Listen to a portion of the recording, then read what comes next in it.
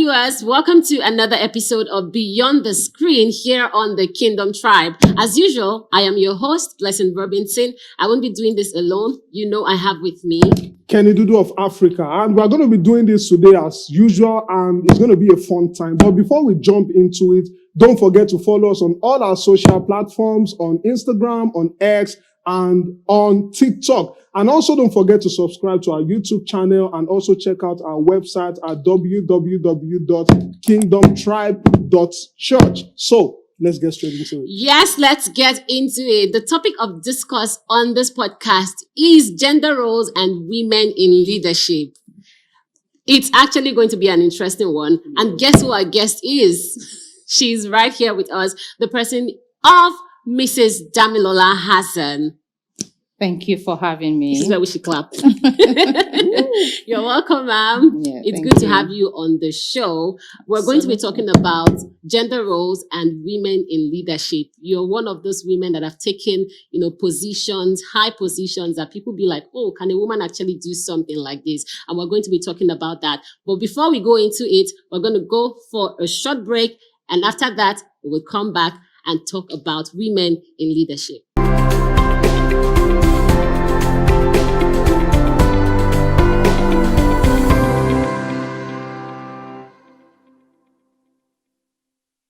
Welcome back. This is still Beyond the Screen on the Kingdom Tribe. And as I introduced to you earlier, our guest in the person of Mrs. Damilola Hassan, we have questions, for her. And we actually hope that she's ready to give us answers to every questions we have here. Hopefully. I join my hope with yours. Okay, so we're talking about gender roles and women in leadership. But first of all, let me ask you your view on gender roles and how you think it has affected the society lately. I would say that I find it a bit awkward that we are actually discussing gender roles. And I don't mean we here. Yeah, I mean, it's a conversation going on in the society. And I'm asking and wondering, but why exactly? It is obvious. There are certain things that are obvious. And the male gender is different from the female gender. And the way we are wired, the way we are built up, our physique, our thinking, we are unique in our own space. So yes, due to this uniqueness, we have our roles cut out for us.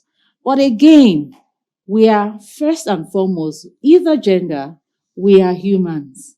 So I would rather that the emphasis be placed on being humans, on being kind people, on being people with a purpose, and not being fixated on trying to polarize along the gender divide.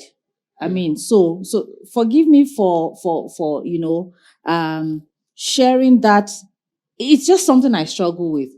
And I ask myself, why is this strange? Or why do I think this is strange? Maybe it shouldn't be strange because, again, we are in a time where people don't even know what their gender is. We're in a time where people change their minds on who they are. So I think, forgive me, yes, you should. It's valid to be asking and speaking around gender roles. So go ahead. Okay, so this question is based on what the society think about women. So most times it's like there are certain positions that the men should take and not the women. Why they have that mentality, I don't know. But I think the question now is for a woman to take certain positions, maybe at workplace, maybe, in the government, roles or something like that. Why is there always a situation when it's a woman there? It's a woman there, yes, and not the other way around. Okay, I find it very interesting that this conversation is coming up. I mean, out there, because we are at a beautiful time in life where a lot of the demands in the workplace, especially as you move up the ladder, is mental, is more of your mental capacity, your ability to deliver value, and not so much of physical, where it defaults to men because obviously men are physically stronger more often than not. So we've moved past the age where we have men who are physically stronger and are assumed to be able to do tasks that are laborious. That is not the conversation anymore. So when someone walks into the room and you're considering the person for a certain role, the question should be, can this person deliver on this role? What is this person bringing to the table? What value is being exchanged? If you can answer all of those questions and the person can fit into that picture that you want, so be it. Please go ahead to hire. However, I understand that because for a long time, women have been at the back burner over the years. And that's because at some point in time, years before now, you had the mentality that, especially in Africa, that you should focus a lot more on the male child. The male child is the one that is responsible for taking care of the family, this and that. And so where you have families with limited resources, they would deploy the greater part of the resources to taking the male child to school. And then you have the female child, doing menial jobs and all of that. But so because of that, you found out that we had a lot of men who had blazed the trail in certain industries, certain areas, and then the women were playing catch up. So I know that there's a consciousness, and it's global, a consciousness to, we can't effectively close the gap, but at least we can remove the gap, but we can close it. Give women more opportunities, not because they are able to do it. When you compare what the woman can do and what the man can do, they're on the same level. They can both deliver, but there's now that consciousness to say, okay, so where both the male and the female can deliver equally, do you want to pay a little bit of attention and give the woman that consideration, just so that gap between the men and the women in terms of the active roles that we play in the society and in corporate organizations, that gap can be closed just a little bit. Thank you so much, Ma, for that. That's actually wonderful. deep. I think we should actually go on a break now, and then when we come back, we'll take the next question. So please stay with us, and when we are back, we are going to take the next question.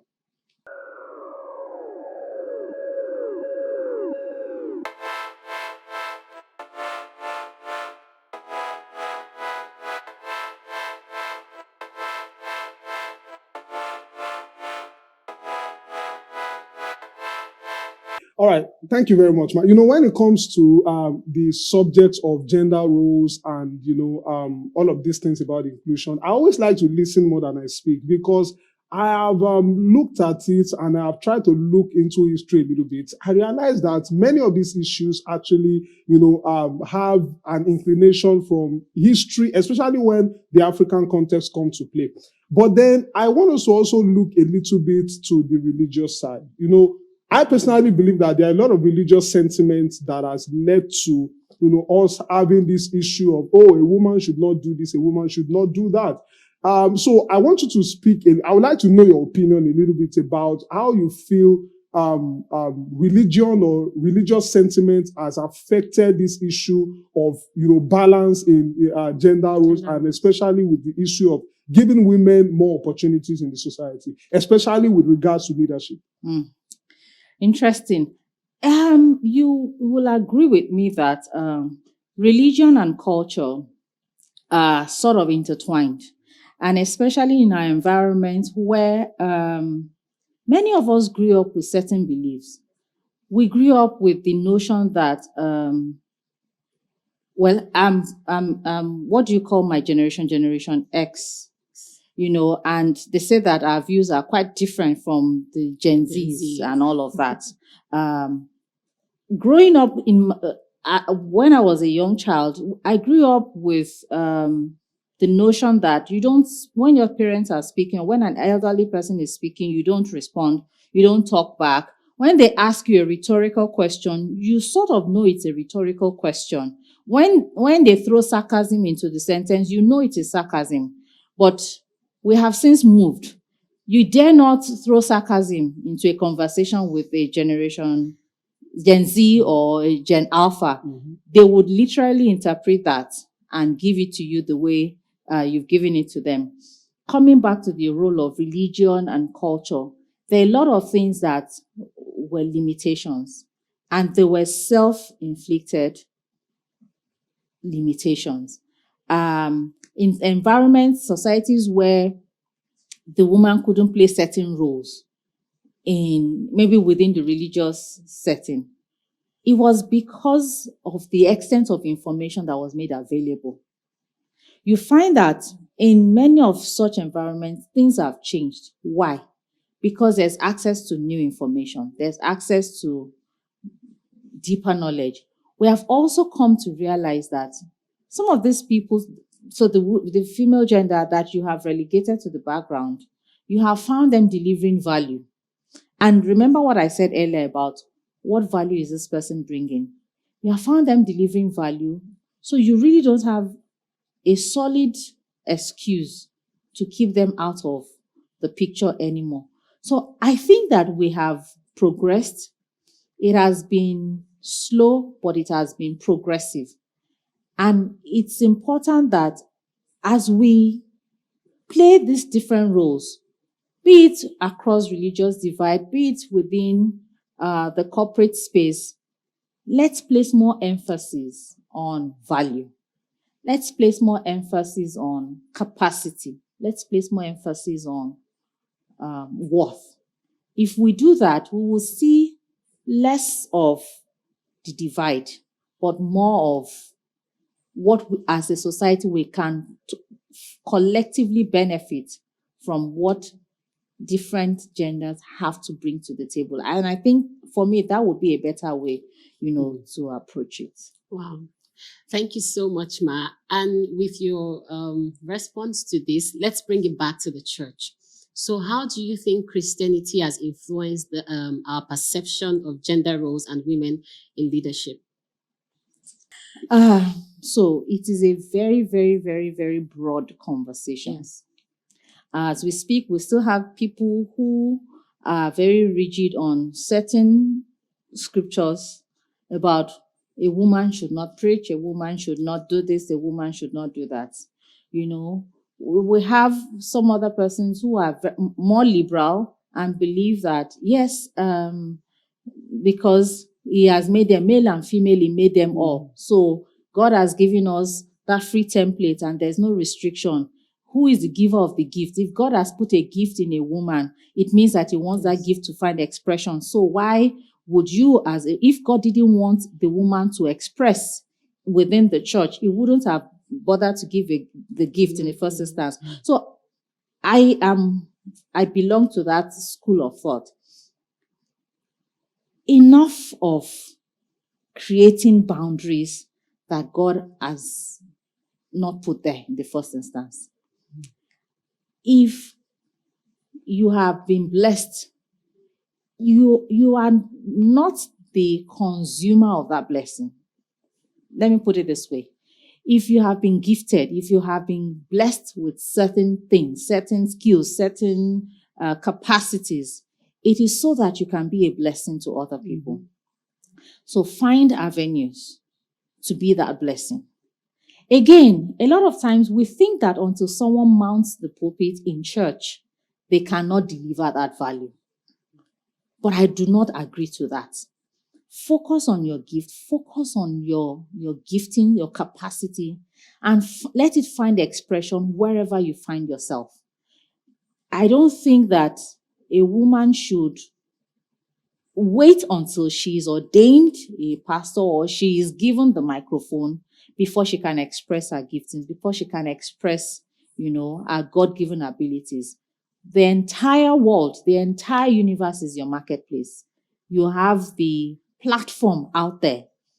Do what you are gifted to do. Find your platform. Your evangelism as a Christian can be from your department at work. So So I know that the question is on the church, Yes. but I think that we've been fixated on the role we are playing in the church. And we should embrace more of the role that we are capable of playing out there, where we can be of a greater influence to a larger number of people, and where the giftings and the deposits that God has put in us can find bigger expression. Because really, if we want to take turns, how many of us will queue, for platforms right within the church? Wow. Thank you so much, Ma, for That's that. really deep. You're the man here. So let's hear what you have to say on that.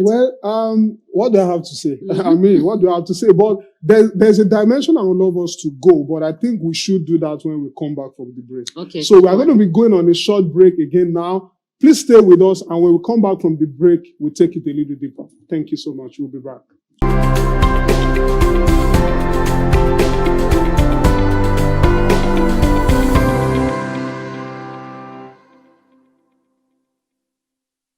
Welcome back. And it's been an interesting conversation, and I hope you have been following. So, before we come back into the conversation, do not forget to follow us on all our social platforms, on Instagram, on TikTok, on X at TKT Global. And don't forget to also subscribe to our YouTube channel. And also remember to check out our website at www.thekingdomtribe.church. So, let's come back to this conversation. Now, most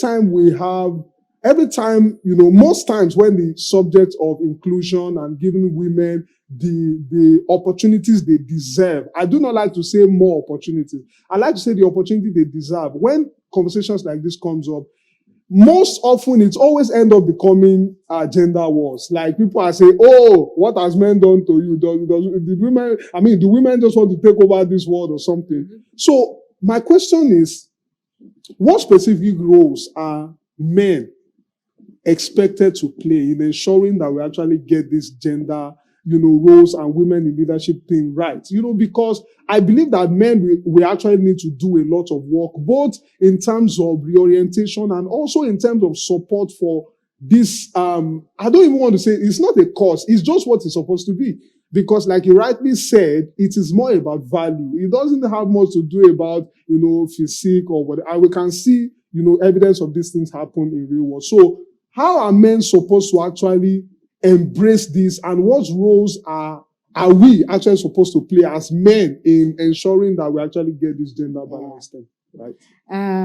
A very, very valid question. I would say that the men should just provide support.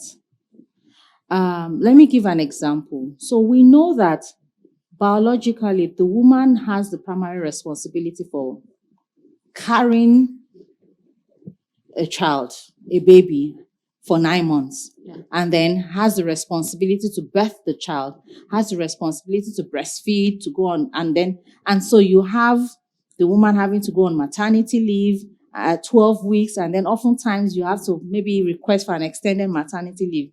So there are certain demands that automatically, I don't want to say work against the woman, but automatically demand a lot more sacrifice from the woman. So if you are a male, you have a male colleague, you're a woman, and you start your career on the same level. By the time you have to take breaks to have 2 children 2 different times, you are almost always falling behind the man. Don't forget that you started the journey together. You have the same capacity. You are both capable of delivering on the job. But nature makes its demand on you. Baby 1. That's like 12, 18 months. Not a setback, but a pause in your journey. Mm-hmm. The guy is still forging ahead. You have another 1 year. You're trying to catch up. Another 18 months. Baby 2 comes in. You have to pause again. The guy is still continuing on his journey. I think that we should stop denying some of these demands, with the reality, of some of these demands, and be more supportive. So as a man who is in a position of leadership, what sort of influence can you bear in an organization? What sort of policies can you put in place to at least create a level playing field? The person that is playing catch up, what support, what mentoring are you providing? So when we talk of creating more opportunities for the women, it's not because the woman wants to be lazy. No, it's because by nature there are certain demands. That's even for the married women or for the ones who have children. For the ones who are just by virtue of being a woman, you are on your monthly period. And for some people, the 4 or 5 days, you can't do anything useful. It is not your fault. And you shouldn't suffer for that. So if men can play a more understanding role, and I must say that we have a lot of men out there who are playing that role already. We just need more men. So back to your question, support, mentor.